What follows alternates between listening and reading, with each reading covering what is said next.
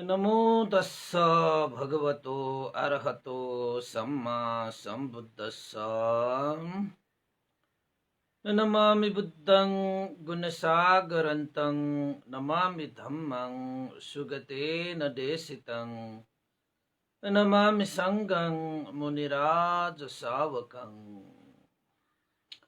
नमो बुद्धाय नमो धम्माय नमो संघाय। श्रद्धालु उपासक उपासिका तथा सधर्म प्रेमी महानुभावहरू, आज शनिबार बिहानको 9 बजे सदाझै आज पनि हामी फेसबुक लाइभमा उपस्थित भइसकेका छौँ र फेसबुक लाइभ धर्म देशना सुन्नको निमित्त फेसबुक लाइभमा जोड्नुहुने देश विदेशका सम्पूर्ण श्रद्धावन्त उपासक उपासिका तथा सधर्म प्रेमी महानुभावहरूलाई सदाझै म भिक्षु विमलो श्री सिद्ध मङ्गल बुद्ध विहार सिद्धिपुर साना गाउँ थसी महालक्ष्मी नगरपालिका वडा नम्बर 6 बुद्ध मार्ग ललितपुरबाट सबैलाई आजको बिहानी पनि मैत्रीपूर्ण न्यानो न्यानो स्वागत टक्र्याउन चाहन्छु। त उपासक उपासिका, आज पनि हामीले एउटा देशनाको क्रममा एउटा जातकलाई अगाडि सार्ने जमर्को गरेका छौं। भगवान बुद्धले 45 वर्षसम्म धर्म देशना गरेर लोक कल्याण बहुजन हित बहुजन सुखको निमित्त अनुकम्पा राखेर चारिका गर्नु हुँदाखेरि कहिले मनुष्यहरू, कहिले देवताहरू, कहिले जनपदमा, कहिले राजाहरूलाई, कहिले कता चारै दिशामा पनि उत्तिकै भगवान बुद्धले धर्म देशना गर्नु भएर सबैलाई बोध गराउनु भएको थियो। यसै क्रममा आजको पनि एउटा जातक मगध राज्य श्रावस्ती मगध राज्यमा विहार गर्नु हुँदाखेरि घटिएको एउटा घटना हो, जहाँ भगवान बुद्धले देशना गर्नु भएको थियो। बरु बुद्धिमानहरू शत्रु भए पनि जाति हुन्छ, तर मूर्खहरू मित्र भएर पनि कुनै अर्थ हुँदैन। यस्तै एउटा घटना घटेको थियो भगवान बुद्धको जीवनीमा पनि, र भगवान बुद्धले बुद्धिमान शत्रु हुनु बेस छ, मूर्ख मित्र हुनु भन्दा पनि भन्ने एउटा ज्ञानवर्धक एउटा घटनामा आधारित रहेको यो मकस जातक आज तपाईहरुलाई प्रस्तुत गर्न गइरहेको छु। यो जातक धेरै लामो छैन कि संसारमा तपाईसँग मूर्खहरूको भिड भए पनि तपाईलाई लाभ हुन्छ भन्ने हुँदैन। बरु एकैजना बुद्धिमान तपाईसँग साथमा छ भने त्यही तपाईको लागि लाख करोड भइरहेको हुन्छ। यद्यपि त्यस्तो बुद्धिमान मान्छे छैन भने बरु जंगलमा एक सिङ्गे गेडा एक्लै हिँडे जस्तो एक्लै हिँड्नु जाति मूर्खहरूसँग संगत गरेर हिँड्नु आफैले आफूलाई विनाश निम्त्याउनु हो। त मान्छेहरू मूर्ख भइकन पनि आफूलाई विद्वान ठान्दछ भने त्यहाँ विनाशको शुभारम्भ भयो भनेर जानी लिए पनि भयो। र मूर्खहरू पनि विभिन्न चाहिँ क्रियाकलापहरू गर्न पछि पर्दैन कि आफूले गरिरहेको कार्यहरू सही छ, आफूले गरिरहेको विधिहरू सही छ, हिँडिरहेको बाटो सही छ आदि इत्यादिमा मूर्खहरूले आफैले आफैलाई पण्डित ठानेर विभिन्न कार्यहरू गरिरहेका हुन्छ। त्यसैले मूर्खहरूको त्यो कार्यमा हामी सहभागी हुन पुग्यौं भने हामीलाई पनि हानि हुन्छ, हामीलाई पनि नोक्सान हुन्छ, हाम्रो पनि विनाश हुन्छ। त्यसैले मूर्खहरूसँग बचेर हिँड्नुपर्छ। बरु बुद्धिमान शत्रु बनाएर हिँड्नु जाति मूर्ख मित्र बनाएर हिँड्नु विनाशकारी हुन्छ। त्यसैले हामीलाई मूर्खहरू मन पर्दैन र आफू पनि मूर्ख हुनुबाट पनि बस्नुपर्छ। त्यसैले हामीले बुद्धिमान पण्डित हुनको निमित्त सत्सङ्गतको आवश्यक हुन्छ।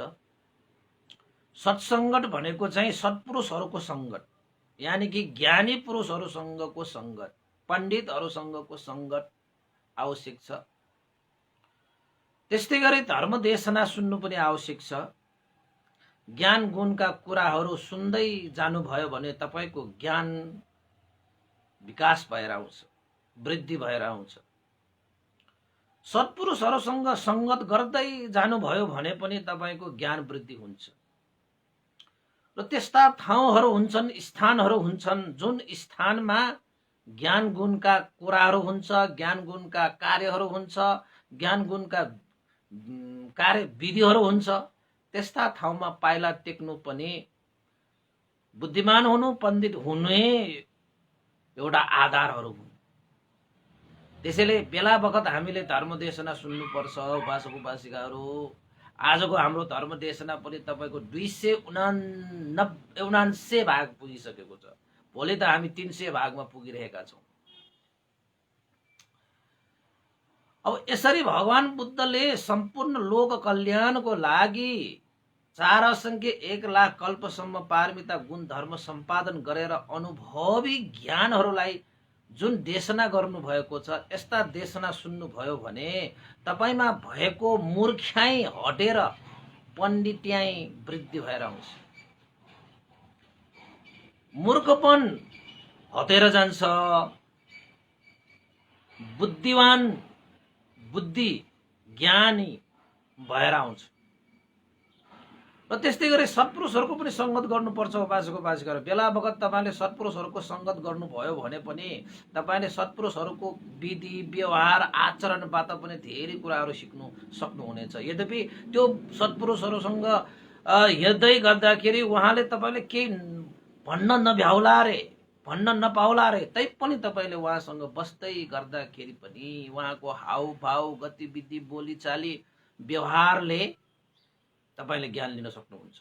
त्यस्तो त मैले पनि अनुभव गरेको छु कि सत्पुरुषहरूसँग सङ्गत गरिसकेपछि त्यत्तिकै छ नि, उहाँहरूको छत्रछायारीबाटै हामीलाई शीतलता प्राप्त भए जस्तै त्यत्तिकै सत्पुरुषहरूसँग बस्दै बस्दै बस्दै बस्दै तपाईको ज्ञान बुद्धिहरू विकास हुँदै आउने रहेछ कि। त्यसैले सत्पुरुषको सङ्गत, धर्मदेशना श्रवण, हैन, यस्ता चाहिँ धार्मिक स्थलहरूलाई भ्रमण गर्ने, स्थानमा पाइला टेक्ने, त्यस्ता माहौलहरूमा बस्ने, त्यो किसिमले पनि हामीले चाहिँ बुद्धि ज्ञानहरू विकास गर्न सकिन्छ। तर कहीँ कहीँ चाहिँ यस्तो हुन्छ कि एकजना मात्र होइन, 2 जना मात्र होइन, समूह समूह हुलै भिरै मूर्खहरूको चाहिँ भिर हुन्छ, मूर्खहरूको गाउँ हुन्छ, मूर्खहरूको चाहिँ समूह हुन्छ। त्यस्ता चाहिँ घटनाहरू भगवान बुद्धको पालामा पनि थियो। र त्यस्ता मूर्खहरूले आफ्नो पनि हानि गर्छ, अरूलाई पनि हानि गर्छ। आफ्नो पनि लाभ गर्दैन, अर्काको पनि लाभ गर्न सक्दैन। र पण्डितहरू बरु आफ्नो हानि भए पनि अरूलाई हानि गर्दैन, आफ्नो पनि उपकार गर्छ, अरूको पनि उपकार गर्छ। त्यस्ता व्यक्तिहरू चाहिँ पण्डित भनेर भनिन्छ, सत्पुरुष भनेर भनिन्छ। अब मैले यो घटनाहरू किन भनिरहेको त भन्दाखेरि भगवान बुद्धको पालामा एउटा यस्तो गाउँ थियो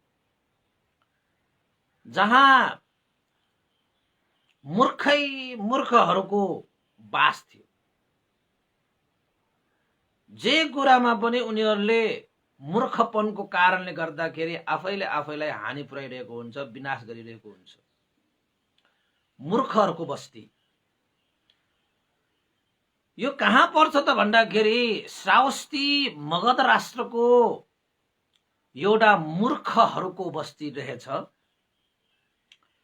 भगवान बुद्ध पनि चारिका गर्नु हुँदै एक समय श्रावस्तीको मगध राष्ट्र एउटा चाहिँ सीमान्त हैन प्रदेशमा एउटा मूर्खहरूको बस्तीमा पुग्नु भएछ।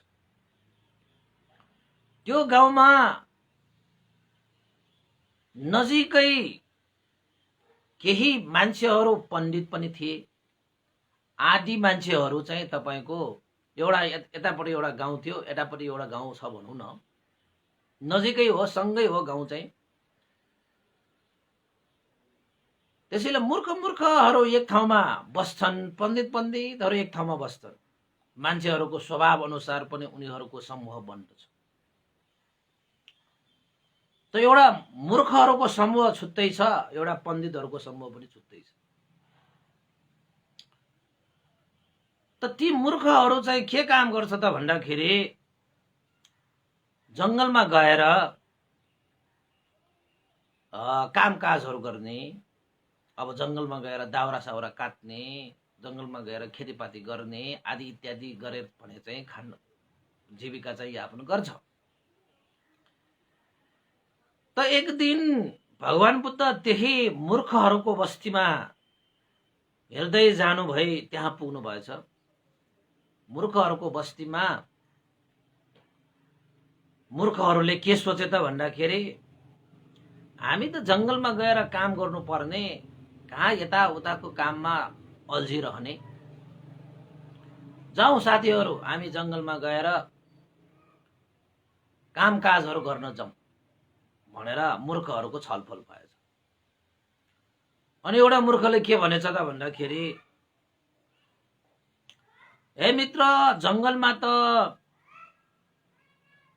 बलिया बलिया ठुलठुला लामखुट्टेहरू पाइन्छ, साह्रै तोक्छ ती लामखुट्टेहरूले, कामै गरेर हामीलाई खान दिँदैन। ओहो, उनीहरूले त छुराले खोजे जस्तै दुख्ने गरी टोक्छ र सियोले पुरै त्यो खोजे जस्तो हैन तपाईको त्यो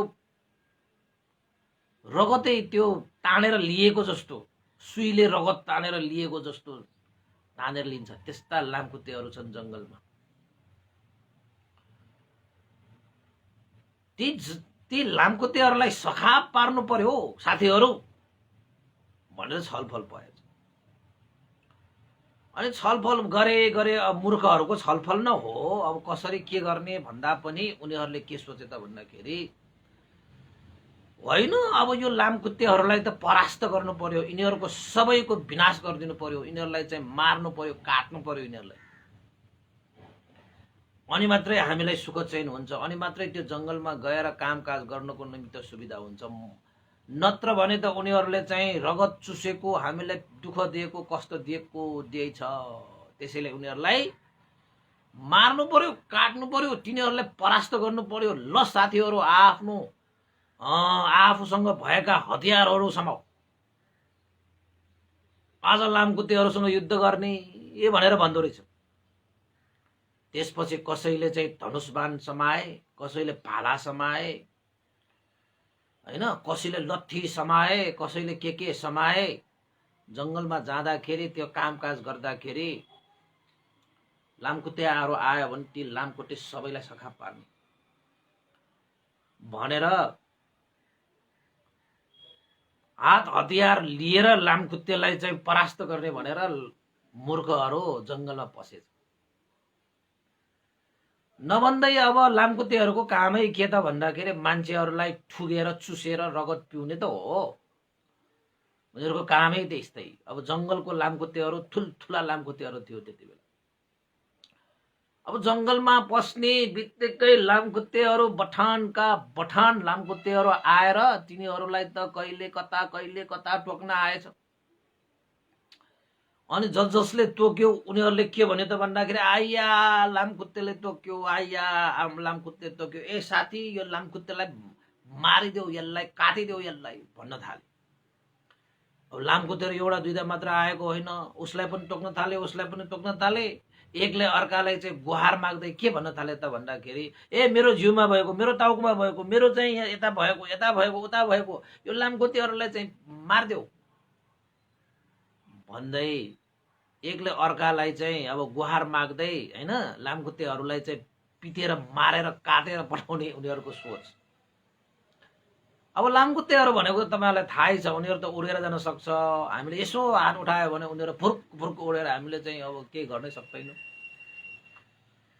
नभन्दै तिनीहरू चाहिँ त्यो मूर्खहरू त्यत्रो समूहका समूह चाहिँ जङ्गलमा गएका ती मूर्खहरूले लामखुट्टेलाई हानेर लामखुट्टेलाई मार्ने हेतु उनीहरूले एक आपसमा भएका जिउमा भएका लामखुट्टेहरूलाई चाहिँ मार्ने भनेर कसैले भालाले खोचेछ, कसैले चाहिँ लत्थीले पिटेछ, कसैले त बाणलेसम्म हानेछ।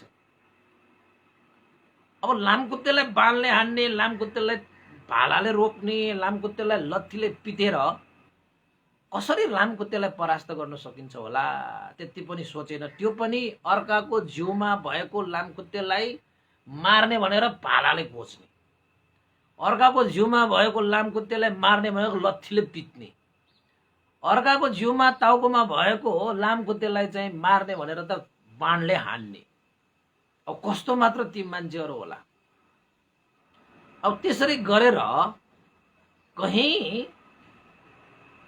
लामखुट्टेको परास्त हुन्छ कि मान्छेहरूको विनाश हुन्छ त्यति पनि उनीहरूले बुझ्न नसकेको कारणले गर्दाखेरि लामखुट्टेलाई पिट्ने, लामखुट्टेलाई विनाश गर्ने भन्दा भन्दै उनीहरूले एक आपसमा भएका लामखुट्टेलाई मार्ने हेतु पिट्दाखेरि, हान्दाखेरि, खोज्दाखेरि त मूर्खहरूले आफैलाई चाहिँ घाइते बनाएछ, आफैले रगत बगाएछ, आफूलाई चाहिँ एकदम सिकिस्त भएछ, आफ्नै मर्नान्न अवस्थामा पुगेर उनीहरू त आइया आइया आथो आथो हुन थाल्यो। तर लामखुट्टे भने उडेर गयो होइन, लामखुट्टेहरूको कुनै पनि विनाशै भएन।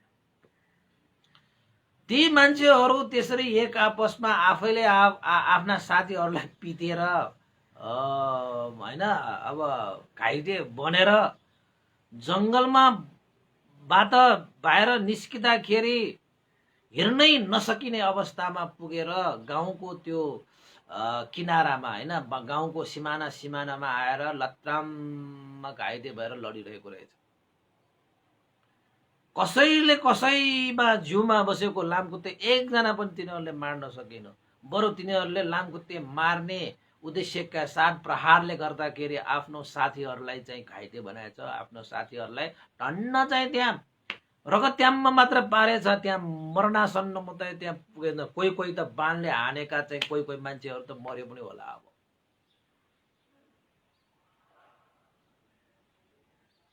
बुद्धि नपुगेको कारणले गर्दाखेरि ती मान्छेहरूले आफ्ना मित्रहरूलाई नै घाइते बनाएर उनीहरू चाहिँ गाउँको सिमानामा मर्नु न बाँच्नु भएर लडिरहेको रहेछ। त्यति बेला भगवान बुद्ध चारिका गर्नु हुँदै भिक्षु सङ्घ सहित त्यही मूर्खहरूको बस्तीमा आउनु भएको रहेछ। मूर्खहरूको बस्तीमा आइपुग्दाखेरि त्यहाँ बस्ने एक समूह जो बुद्धिमान छ, दान गर्यो भने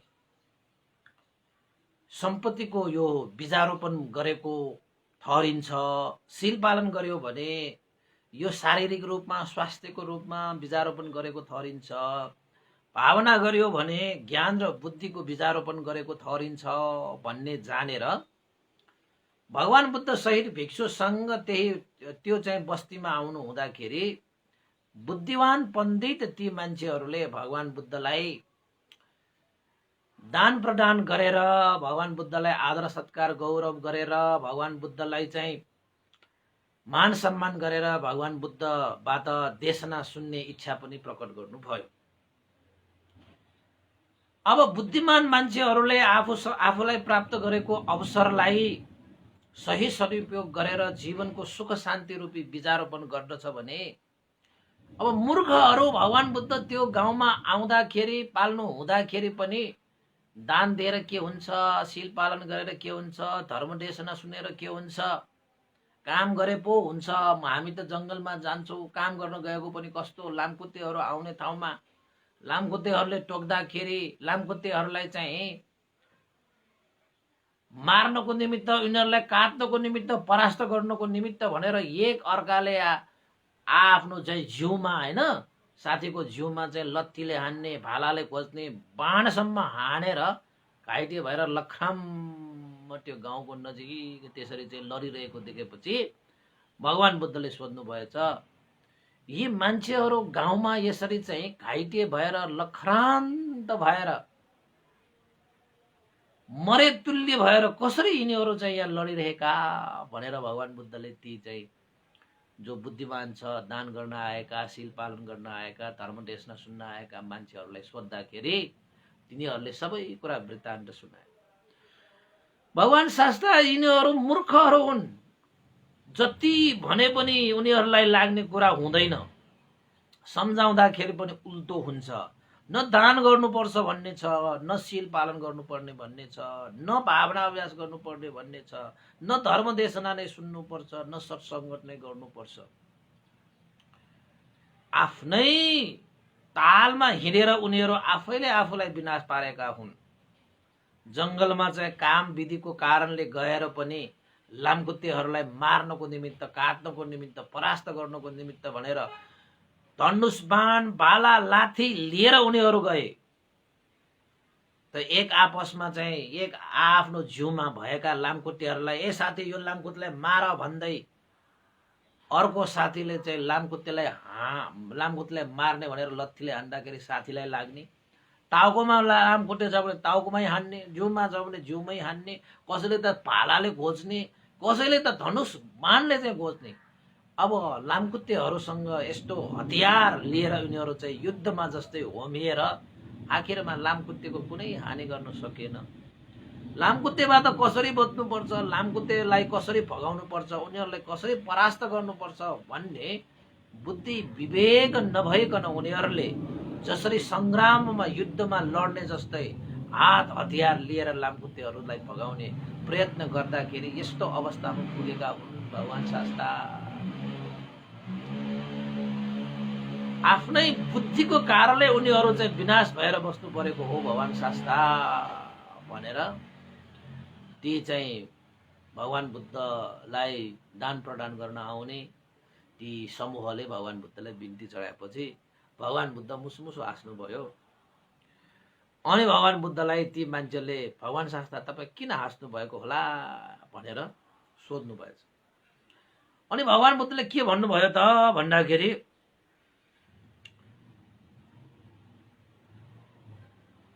मूर्खहरूले आफ्नो विवेक वृद्धि गर्न नसक्दाखेरि अहिले मात्र यी गाउँलेहरूले आफूलाई विनाश अहिले मात्र पारेका होइनन्। मूर्खहरूले पहिला पहिला पनि यसरी विवेकशील नहुँदाखेरि लामखुट्टेलाई मार्ने हेतु मूर्खहरूले ठुलै विनाश निम्त्याएको घटना पनि छन्। उपासक उपासिकाहरू बुद्धि र विवेक प्रयोग गर्न नसक्दाखेरि मान्छेहरूले ज्यानसम्म लिएको पनि घटनाहरू छन्। यी मान्छेहरूले लामखुट्टेहरूलाई परास्त गर्नु भनेर धनुष बाण भाला लाठी लिएर आखिरमा हेर आफ्नो गति कसरी बनाएछ।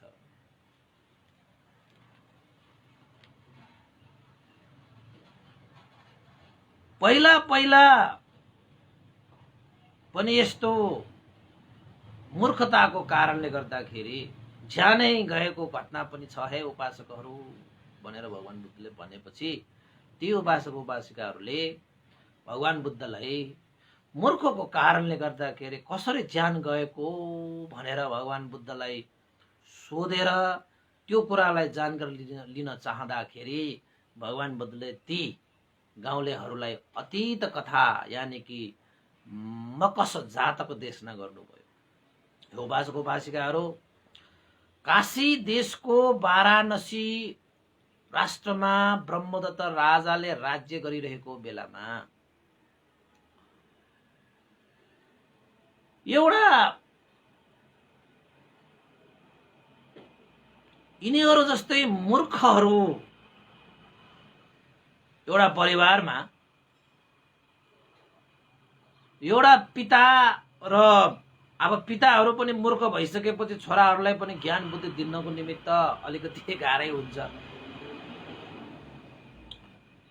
ती मूर्खको परिवार चाहिँ रुखहरू काटेर जङ्गलमा गएर रुखहरू काटेर कार्यविधिहरू गरेर जीविका यापन गर्ने रहेछ। बुद्धि भनेको खासै थिएन, तैपनि जीविका यापन गर्नको निमित्त कामकाज गर्नको निमित्त भने कार्यहरू चाहिँ गर्छन्। फेरि एक दिन रुख काट्ने भनेर त्यो मूर्ख आफ्नो छोरालाई पनि लिएर जाउँ छोरा आज हामी चाहिँ रुख काट्न जाउँ भनेर भनिसकेपछि छोरा चाहिँले पनि बाउ चाहिँले भने अनुसार हुन्छ म पनि बनचोरो बोक्छु तपाईँ पनि बनचोरो बोक्नुहोस् भनेर भनेछ। अब रुख काट्नको निमित्त त बनचोरो चाहियो। दुवैजनाले बनचोरो लिएर गएछ हैन। अब जङ्गलमा गएर रुख काट्न थालेछ।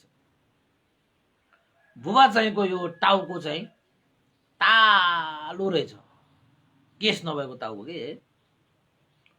अब जङ्गलमा त अब झारी हुन्छ यताउता हुन्छ, त्यहाँ त ठुल्ठुला लामखुट्टेहरू आउँछ। अनि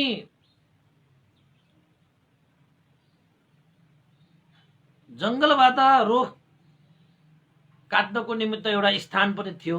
घना जङ्गल त थिएन। रुख काट्दै काट्दै त्यहाँ चाहिँ बस्नको निमित्त पाती पौवाहरू पनि बसिरहेको थियो, बनाइरहेको थियो।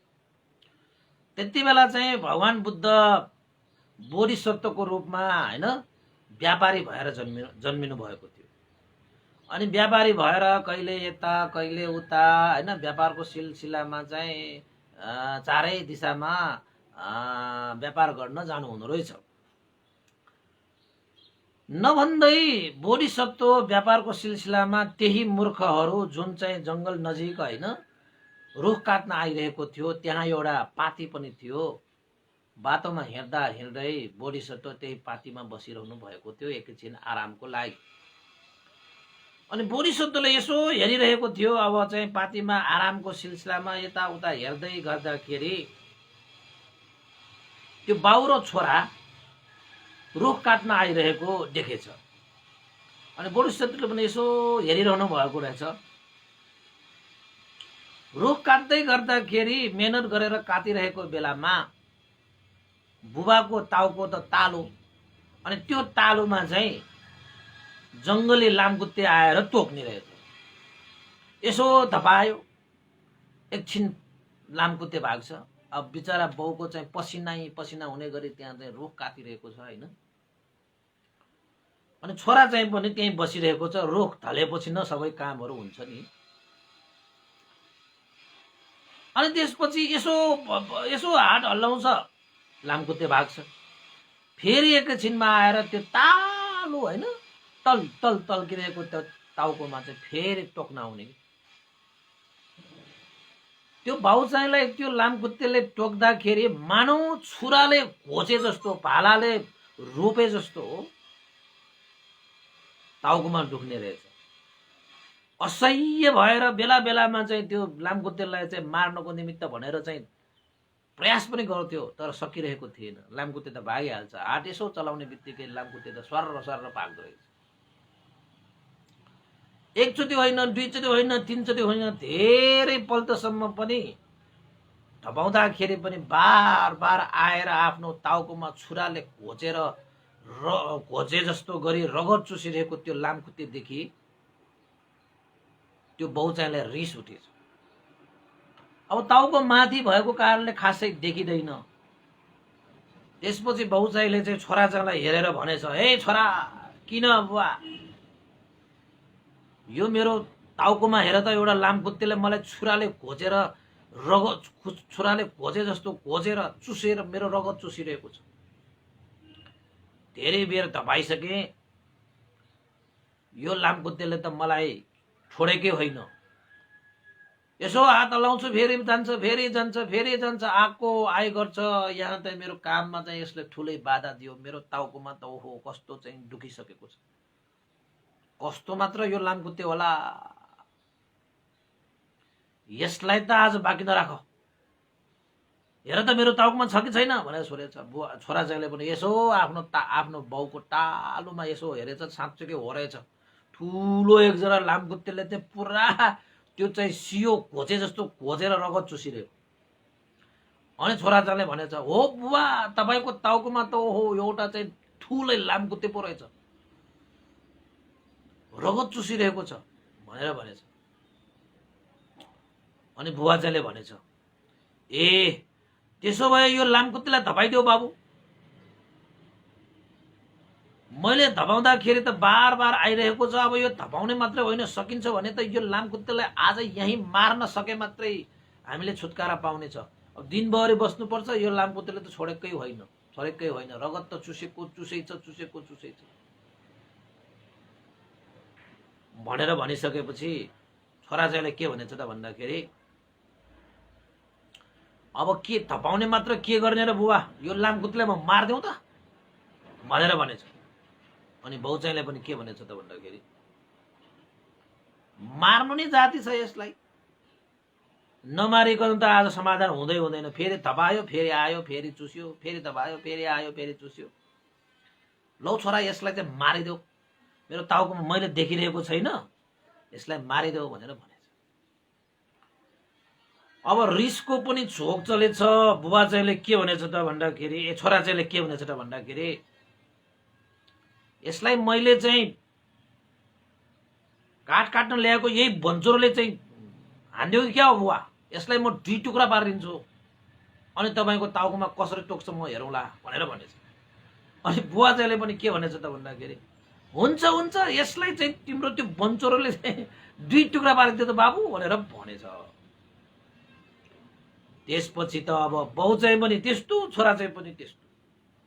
उनीहरूको चाहिँ मनमा मात्र के थियो त भन्दाखेरि, लामखुट्टेलाई मार्ने मात्रै सिवाय अर्को कुनै चिज देख्नै सक्दैन कि मूर्खहरूले भनेको।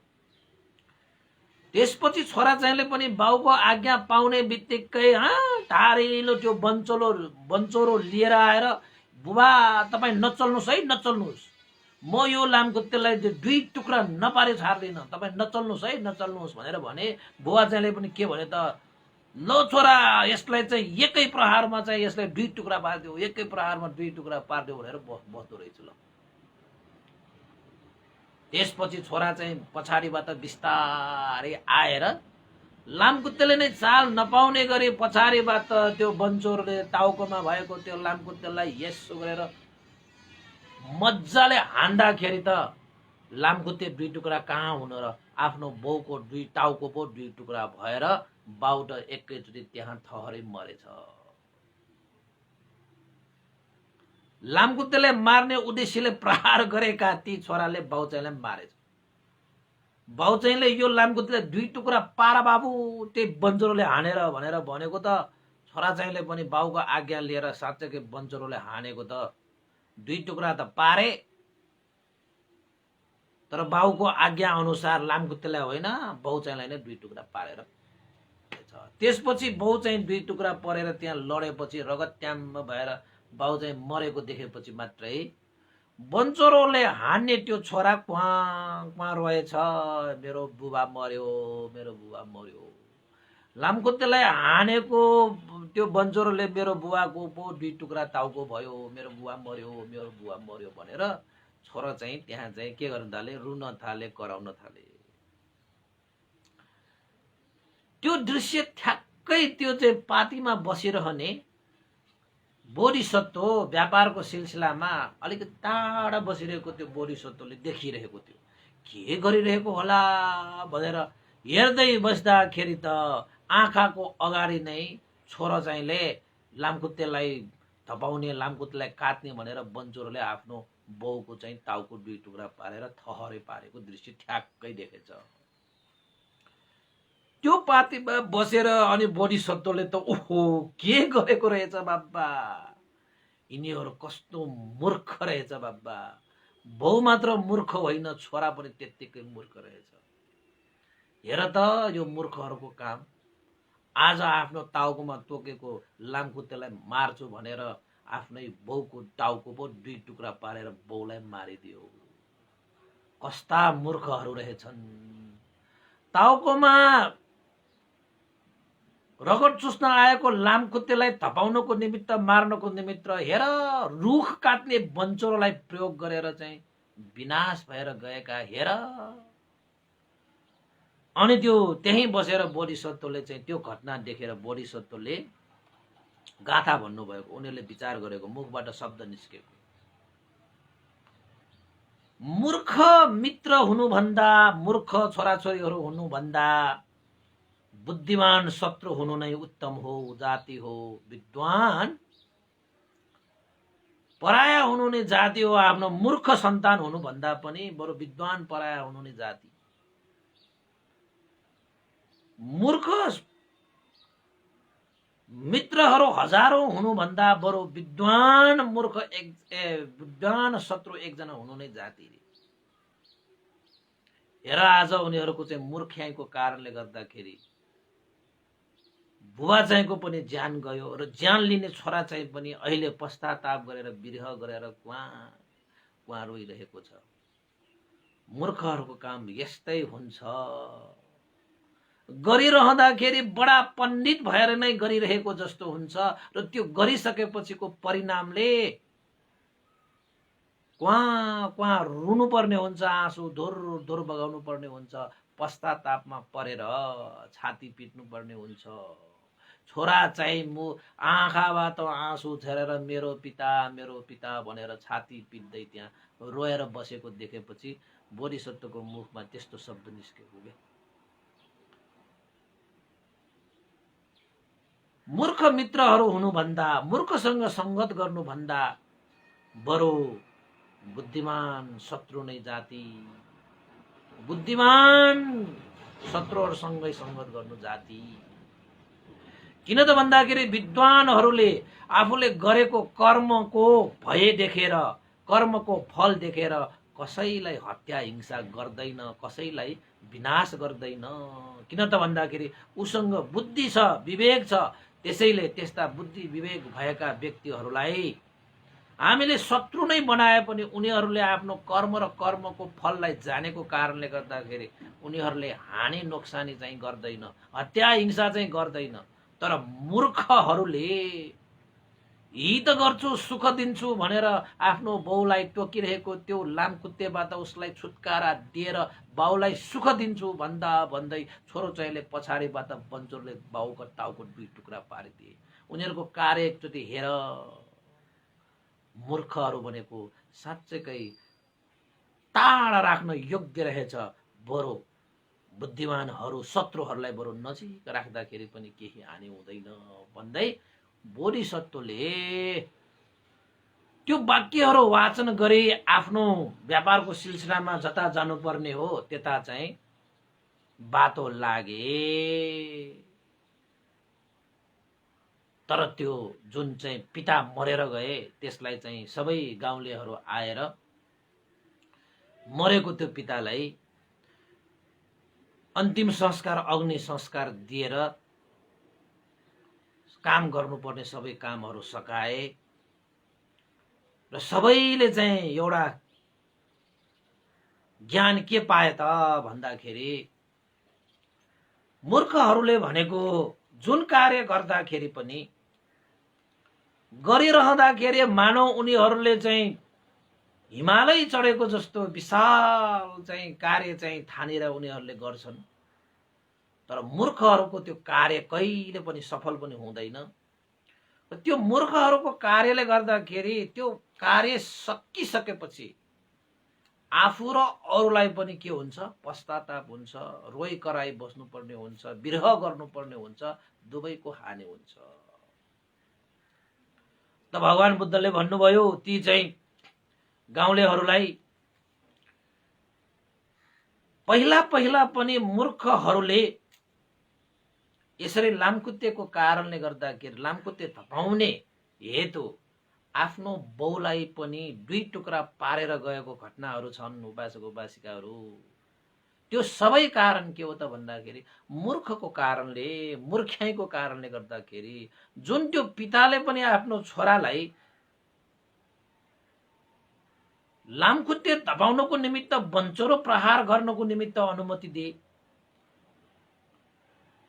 बाउ चाहिँले अनुमति दिन त दियो, तर छोरा चाहिँले पनि यो लामखुट्टेलाई मैले बन्चरोले हान्यो भने मेरो बुबाको ताउको 2 टुक्रा हुन्छ भन्ने पनि थाहा नपाइकन त्यो छोरा चाहिँले पनि धारैले त्यो बन्चरोले चाहिँ बल जफ्ती लगाएर चाहिँ बाउ चाहिँको टाउकोमा के गरे, प्रहार गरे। र त्यो कार्यबाट के भए, आखिरमा आफ्नो हातबाट निर्दोष पिताको ज्यान गयो। र ज्यान गएकाहरूले त ज्यान गुमाए, ज्यान बचेकाहरू त्यो मूर्ख छोरा चाहिँले पनि आफ्नो पिता आफ्नो अगाडि नै त्यसरी ज्यान गएको देखेर ऊ पनि पश्चातापको अग्निमा जले। त भगवान बुद्धले ती चाहिँ बस्तीमा गएर उपासक उपासिकाहरूलाई भने, हे उपासक उपासिकाहरू, मूर्खको काम भनेको चाहिँ आफ्नो पनि अहित अरूको पनि अहित, आफ्नोको पनि विनाश अर्काको विनाश हुन्छ। त्यसैले मूर्खहरूसँग संगत गर्नु भनेको नै विनाश निम्त्याउनु हो। मूर्खहरूलाई आफूसँग राख्नु भनेकै विनाश निम्त्याउनु हो। मूर्खहरूले कहिले पनि आफ्नो पनि लाभ गर्दैन र आफूलाई राखेका व्यक्तिहरूसँग पनि लाभ गर्दैन। हे उपासक उपासिकाहरू, आज तिमीहरूले देखिहाल्यौ, हेर त यी मूर्खहरू लामखुट्टे थपाउने कार्यमा गएर उनीहरूले आफ्नै बलले आफैलाई नै विनाश पारिरहेको छ। लामखुट्टेहरूलाई मार्छु काट्छु भनेर उनीहरूले आफूसँग भएका हतियारहरू प्रहार गरे, शस्त्र अस्त्रहरू प्रयोग गरे, जसको कारणले एक आपसमा नै उनीहरूले युद्ध गरेको जस्तो, युद्धमा उनीहरू आफैसँग हारेर उनीहरू हेर लडिरहेका। अहिले मात्र यस्ता मूर्खहरूले यस्तो कार्य गरेको होइन, पहिला पहिला पनि गरेर आएको थियो। त्यति बेलाका त्यो जो व्यापारी थियो, पार्टीमा बसेर ती घटना सबै देखेका ती व्यापारी म नै थिएँ। मैले पहिला पहिलाका जन्ममा पनि यस्ता मूर्खहरू देखेको थिएँ। त्यसैले मैले त्यति बेला पनि मैले थाहा पाइसकेको थिएँ, मूर्खहरूसँग बस्नुभन्दा बरु, मूर्ख मित्रहरूसँग बस्नुभन्दा बरु बुद्धिमान शत्रुसँग बरु बस्नु जाति। किन त भन्दाखेरि बुद्धिमानले आफ्नो र अर्काको कहिले पनि अहित गर्दैन भनेर भगवान बुद्धले ती उपासक उपासिकाहरूलाई चाहिँ देशना गर्नुभयो। र भगवान बुद्धले भन्नुभयो, त्यसैले उपासक उपासिकाहरू, प्रज्ञा नै मान्छेहरूको रत्न समान हुन्छ। ज्ञान बिनाको मान्छे कुनै मूल्य हुँदैन। ज्ञान भनेको रत्न चाहिँ अमूल्य हुन्छ। त्यसैले ज्ञान वृद्धि गर्नुको निमित्त उपासक उपासिकाहरू सत्सङ्गत गर्नु आवश्यक छ। सत्पुरुषहरूको सत्सङ्गत गरेर उनीहरूको सेवा सुसार गर्ने, सत्पुरुषहरूको सङ्गत गरेर उनीहरूकोबाट हामीले उपदेशहरू सुन्ने, ज्ञान बुद्धिका कुराहरू चाहिँ सुन्ने, सत्पुरुषहरूसँग सङ्गत गरेर उनीहरूको आचरण उनीहरूको व्यवहारबाट हामीले धेरै कुरा सिक्नुपर्छ। सत्पुरुषहरूको सङ्गत गरेर हामीले दान शील भावनादि कुशल कर्म वृद्धि गरेर आफ्नो काय वाक चित्तलाई हामीले शुद्ध गर्न सकिन्छ। त्यसैले उपासक उपासिकाहरू, मूर्ख भनेको विनाश हो भने पण्डित भनेको लाभ हो। पण्डित हुनु, बुद्धिमान हुनु भनेको जीवन नै सौन्दर्यको एउटा विचारोपण हो भनेर भगवान बुद्धले ती सम्पूर्ण, जसले भगवान बुद्ध त्यो गाउँमा बस्तीमा चाहिँ पाल्नु हुँदाखेरि भगवान बुद्धलाई दान गर्नुभयो, भगवान बुद्धबाट शील लिनुभयो, भगवान बुद्धबाट उपदेश सुन्नुभयो, भगवान बुद्धको सेवा गर्नुभयो, सुसारा गर्नुभयो, आदर गर्नुभयो, गौरव गर्नुभयो। ती व्यक्तिहरूले भगवान बुद्धको त्यो देशनालाई अनुमोदन गरेर लिए। साँच्चैकै जीवनमा यदि मूर्खहरू हटाएर ज्ञान बुद्धि विकास गर्ने हो भने हामीले सत्पुरुषहरूसँग सङ्गत नै गर्नुपर्छ, मूर्खहरूसँग अलग भएर बस्नुपर्छ। हामीले आफ्नो जीवनलाई लाभ गर्ने हो भने, जीवनलाई चाहिँ हामीले सुन्दर बनाउने हो भने सत्पुरुषहरूकै सङ्गत गर्नुपर्छ, मूर्खहरूको होइन। सत्पुरुषहरूको सङ्गतले यो जीवनलाई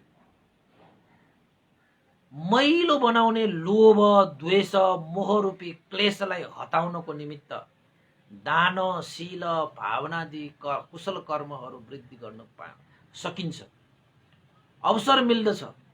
दानको कारणले गर्दाखेरि लोभहरू हटेर जान्छ, शीलको कारणले गर्दाखेरि द्वेषहरू हटेर जान्छ, भावना ध्यानको कारणले गर्दाखेरि मोहहरू हटेर जान्छ, जसको कारणले गर्दाखेरि हाम्रो काय, वाक, चित्त चाहिँ शुद्ध हुन्छ, परिशुद्ध हुन्छ, विशुद्ध हुन्छ। साँच्चैकै यस्ता कार्य, जुन कार्यले हाम्रो काय, वाक, चित्तलाई शुद्ध गर्नको निमित्त आधार भइदिन्छ, भरोसा भइदिन्छ, त्यस्तो कार्य भनेको हामीले सत्पुरुषहरूको सङ्गत गरेपछि मात्रै प्राप्त गर्न सकिन्छ। सत्पुरुषहरूको देशना सुनेपछि मात्रै हामीले त्यस्ता चाहिँ कुशल कर्म प्राप्त गर्न सक्छ, सम्पादन गर्न सकिन्छ। सत्पुरुषहरूको सङ्गत र उपदेशबाट नै हामीले आफ्नो जीवनमा भएको लोभ, द्वेष, मोहरूपी क्लेशलाई निर्मूल गर्न सक्दो रहेछ। त्यसैले मूर्खहरू हजारौं साथी तपाईसँग भए तापनि, मूर्खहरू तपाईसँग हजारौं साथी भए पनि त्यसको केही अर्थ छैन। बरु त्यो भन्दा त एउटा एकजना बुद्धिमान शत्रु नै जाति छ रे। बरु एकजना बुद्धिमान शत्रु तपाईले कमाउनु तपाईलाई लाभ हुन्छ। तपाईले हजारौं मूर्खहरू साथीहरू बनाएर केही लाभ हुँदैन, हानि नोक्सानी नै हुन्छ, पक्का छ। त यद्यपि भगवान बुद्धको देशना, भगवान बुद्धको शिक्षा अनुसार आचरण गर्न सकियो भने बुद्धिमान शत्रु पनि होइन। तपाईले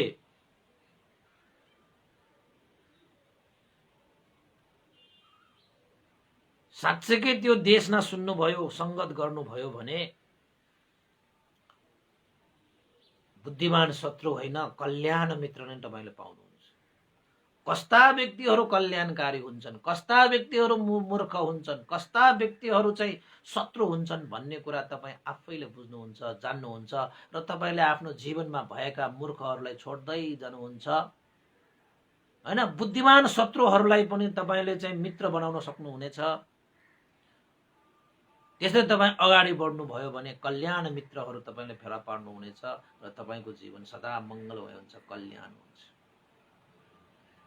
त्यसैले उपासक उपासिकाहरू हामीले मैले कति देशना सुन्ने, किन सत्सङ्गत गर्ने भनेर कहिले नबस्नुस्। देशना भनेको सुन्नै पर्छ, सुन्दै जानुस्। त्यो देशनाले तपाईको जीवनमा एउटा सकारात्मक सोच, सकारात्मक ऊर्जा, सकारात्मक विचारहरू, विमर्शहरू तपाईको भित्र उसले विकास गरिरहेको हुन्छ। सत्पुरुषहरूको सङ्गतले तपाईको भित्र एउटा सकारात्मक ऊर्जाहरू वृद्धि गरिरहेकै हुन्छ। तर तपाईँ त्यसको अलावा मूर्खहरूसँग बस्नुभयो भने भित्र त्यो मूर्खहरूको त्यो व्यवहारले, मूर्खहरूको त्यो शब्दले, मूर्खहरूको त्यो विचारले तपाईलाई भित्र नकारात्मक त्यो ऊर्जाहरू चाहिँ वृद्धि गर्दै तपाईलाई चाहिँ विनाशतिर लगिरहेको हुन्छ। त्यसैले भगवान बुद्धको यो उपदेश सुनिसकेपछि ती चाहिँ गाउँका ती बासिन्दाहरूले सबैले त्यो कुरालाई हात जोडेर अनुमोदन गरिले, साधु साधु भगवान शास्त्र, साधु साधु। हामीले पनि जीवनमा मूर्खहरूको सङ्गत कहिले गर्न नपरोस्, पण्डितहरूकै सङ्गत गर्न पाऊँ र त्यसको लागि हामी सदा भगवान बुद्धको यो सधर्मलाई हामीले श्रवण गर्ने नै छौँ र सत्पुरुषहरूको सङ्गत नै गर्ने छौँ भनेर ती गाउँलेहरूले भगवान बुद्धको त्यो उपदेशलाई अनुमोदन गरिलिनुभयो। त्यसैले उपासक उपासिकाहरू, यहाँनिर यो मकसमा मूर्खताको कारणले गर्दाखेरि आफू नै विनाश भइरहेका, आफू नै पश्चातापमा परिरहेका, आफूले नै आफूलाई चाहिँ हानि नोक्सानी गरिरहेको त्यो प्रत्यक्ष घटनाहरूबाट हामीले पनि के सिक्न सक्छौँ त भन्दाखेरि हामीले पनि मूर्खहरूबाट अलग्गिएर पण्डितहरूको सङ्गत गर्नुपर्ने रहेछ, सत्पुरुषहरूको सङ्गत नै गर्नुपर्ने हुँदो रहेछ, जसको कारणले गर्दाखेरि हामीले आफ्नो जीवनलाई फलाउन सकिन्छ, फुलाउन सकिन्छ। दानशील भावनाले कुशल कर्म जस्तो जीवनको आधारलाई सम्पादन गरेर आफैले आफूलाई सुरक्षित गर्न सकिने रहेछ। मूर्ख भइयो भने आफैले आफूलाई विनाश गर्नुपर्ने हुने रहेछ भनेर भगवान बुद्धको यो जातकले हामी सबैलाई यो मार्ग निर्देशन गरिरहेको छ। र आजको यो जातक यति नै हो, सानो छ, तर दुईटा घटनाहरू छ। अतीत घटना पनि भगवान बुद्धले देशना गर्नुभयो र वर्तमान घटना त त्यही घटेकै भयो। त्यसैले तपाईको जीवनमा पनि त्यस्ता साथीहरू जसले लामखुट्टेलाई मार्छ भने तपाईको दुई टुक्रा पार्न आउने त्यस्ता साथीहरू छन् भने त्यस्ता साथीहरूसँग होशियार भएर बस्नुहोस्। र छोरा चाहिँले त्यसरी बन्चोरले हान्न आउँदाखेरि पनि रोक, बन्चोरले हान्नु हुँदैन त, यो लामखुट्टेलाई भन्न नसकिने त्यस्तो भएर जीविका यापन गर्नुभयो भने तपाईले आफैले आफूलाई हानि गरिरहेको हुन्छ। त्यसैले ज्ञान बुद्धि भनेको मनुष्यहरूको अमूल्य सम्पत्ति हो, अमूल्य निधि हो। त्यसैले ज्ञान बुद्धि विवेक प्रज्ञा जगाउनको निमित्त एक सत्पुरुषहरूको सङ्गत गर्न सिक्नुहोस् र सत्पुरुषहरूको धर्मलाई आचरण गर्न सिक्नुहोस्, सत्पुरुषहरूको उपदेशलाई श्रवण गर्न सिक्नु। यी कार्यलाई तपाईले जीवनमा सम्पादन गर्नुभयो भने कहिले पनि मूर्ख बन्नु पर्ने छैन र मूर्खहरूबाट हानि नोक्सानी गराइरहनु पर्ने पनि छैन भन्दै आजको यो सानो मकस जातक मैले यही टुङ्ग्याए। सबैलाई साधुवाद, भवतु सब मङ्गलङ।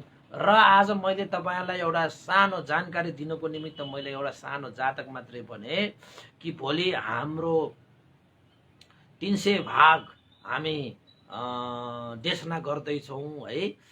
300 भागमा हामीले चाहिँ उपासक उपासिकाहरूले देशना सुन्ने उपासक उपासिकाहरूलाई देशना कस्तो लागिरहेको छ भनेर एउटा प्रतिक्रियात्मक एउटा 2-3 मिनटको भिडियो हामीले चाहिँ आह्वान गरेका थियौँ। धेरै उपासक उपासिकाहरूले पठाइसकेको पनि छ र त्यो भिडियोलाई चाहिँ एउटै भिडियो बनाएर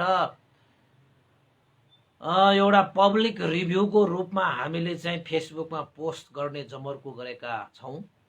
तपाईहरूले पनि आजसम्म पनि भ्याउनुहुन्छ र पठाउनु चाहनु हुनेहरूले 2-3 मिनटको भिडियो बनाएर मलाई फेसबुकमा यो मेसेन्जरमा भए पनि फाइबरमा भए पनि पठाएर सहयोग गरिदिनु होला र आज म त्यो भिडियो बनाउँछु या भोलिसम्ममा त्यो पोस्ट पनि गर्छु।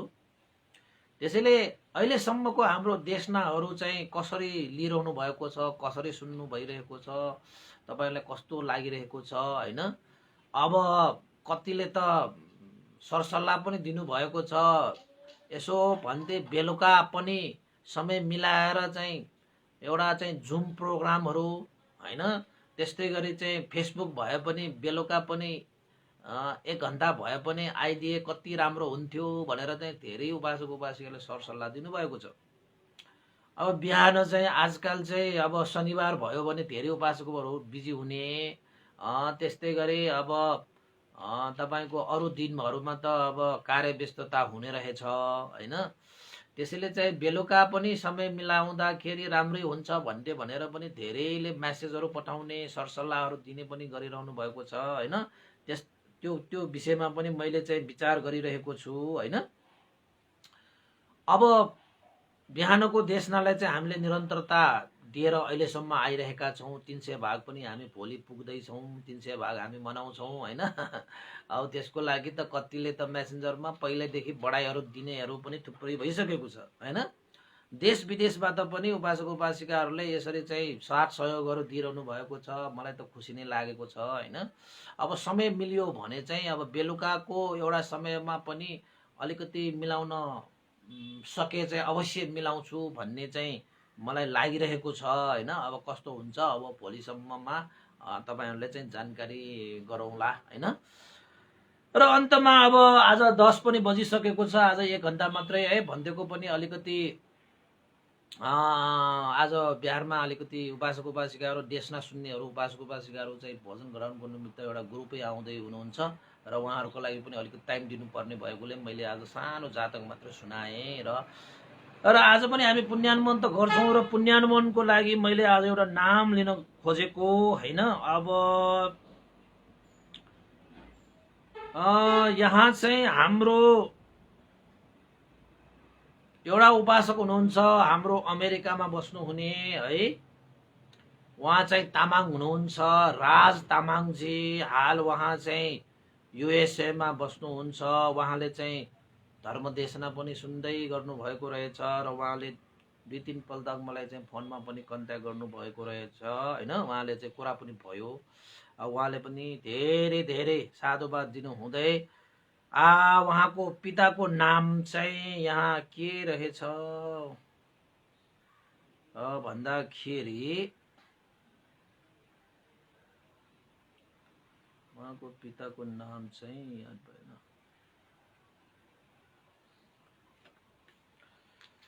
उहाँको एउटा चाहिँ राज तामाङ अमेरिकामा बस्नुहुने। उहाँले चाहिँ उहाँको बुबा आमा मन बहादुर तामाङ र गङ्गी माया तामाङको नाममा आर्थिक श्रद्धादान व्यक्त गर्नुभएको छ। अमेरिकाबाट 13,374 आर्थिक सहयोग पनि गर्नुभएको छ। उहाँ राज तामाङ सक्ल परिवार र उहाँको पिता माता धनबहादुर तामाङ र गङ्गीमाया तामाङहरूलाई पनि धेरै धेरै साधुवाद छ। उहाँहरूको सुख शान्ति समृद्धिको कामना, उहाँहरूको जीवनमा उत्तर प्रगतिको कामना। यसरी धर्मदेशना सुनेर श्रद्धा राखेर आर्थिक दान गर्नुहुने उपासक सबैलाई धेरै धेरै साधुवाद। नजिकन बस्न नसकिने अवस्था पनि छ होइन। उहाँहरूले चाहिँ कहिले नभेट्दाखेरि पनि यसरी श्रद्धाहरू चाहिँ व्यक्त गरिरहनु भएको छ है। र उहाँहरूको परिवारहरूलाई सबैलाई पनि यो पुण्य लाभ भए उहाँहरूको जीवन सफल होस् भनेर पनि कामना गरौँ। र अन्तमा हामीले गरेको यो पुण्यको अनुभवले बितेर जानुभएका गुरुवर ज्ञान पूर्णिक महास्तिवीर पन्ते लगायत स्याडो उपन्दिता विवंश पन्तेलाई पनि यो पुण्य लाभ भई सुगति निर्वाण प्राप्त होस् र सम्पूर्ण देवता सत्व प्राणी र अमनुष्यहरूको लागि पनि यो पुण्य लाभ भई उहाँहरूको जीवन पनि सफल होस्। र अन्तमा सम्पूर्ण श्रोतागण होइन धर्म श्रवण गर्नुहुने उपासक उपासिकाहरूलाई पनि दिनजेलको यो पुण्यको प्रभावले सबैको सुस्वास्थ्य लाभ होस्, सबैको जे होस् मङ्गल होस्, तपाईँहरूको जीवनमा पनि फलोस् फुलोस्। गरिरहनुभएका गर्ने उद्देश्य राखेका कार्यहरूमा पनि त्रिरत्नको आनुभावले चिताए अनुसार कार्य सिद्ध गर्नु भई जीवनलाई उत्तर प्रगति उन्नति गर्न सकोस्। र भगवान बुद्धले देशना गर्नुभएको यस्ता चाहिँ विभिन्न ज्ञानवर्धक उपदेशहरूलाई तपाईले चाहिँ सुनेर धारण गरेर जीवनमा पालन गरेर सम्पूर्ण दुःखबाट मुक्त भएको निर्वाण धर्मलाई साक्षात्कार गर्नको निमित्त यो पुण्य हेतु भइदियोस्, आधार भइदियोस्, भरोसा भइदियोस् भनेर हामीले पुण्यानुमोदन गरौँ। र अन्तमा फेरि एकपल्ट मैले अनुरोध गरेँ, भोलि 300 भाग हामीले चाहिँ देशना गर्दैछौँ। त्यो 300 भाग देशनामा हामीले चाहिँ पब्लिक रिभ्यूको रूपमा 2-3 मिनटको भिडियो हामीले चाहिँ आह्वान गरेका छौँ। धेरै उपासकहरूले चाहिँ पठाइसक्नु भएको छ। बाँकी कसैले चाहिँ पठाएर चाहिँ सहयोग गर्न चाहनुहुन्छ भने पनि त्यस्ता भिडियोहरू मेसेन्जर फाइबरमा पठाएर पनि सहयोग गरिदिनु हुनुको निमित्त आह्वान गर्दै अनुरोध गर्दै पुण्यानुमोदन गरौँ। सबैले 3 पल्ट साधुका दिन होला। साधु साधु साधु।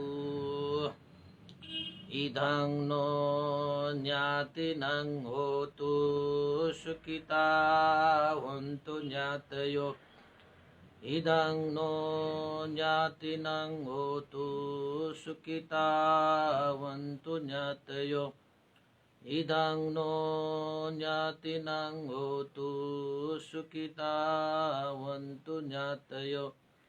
एतावता चम्मेहि सम्भतं पुण्यसम्पदं सब्बे देवा अनुमोदन्तु सब्ब सम्पत्ति सिद्धिया एतावता चम्मेहि सम्भतं पुण्यसम्पदं सब्बे सत्ता अनुमोदन्तु सब्ब सम्पत्ति सिद्धिया एतावता चम्मेहि सम्भतं पुण्यसम्पदं सब्बे भूतानुमोदन्तु सब्ब सम्पत्ति सिद्धिया साधु साधु साधु भवतु सब मङ्गलं। सबैको दिन मङ्गलमय होस्, कल्याणमय होस्। सबैलाई साधुवाद।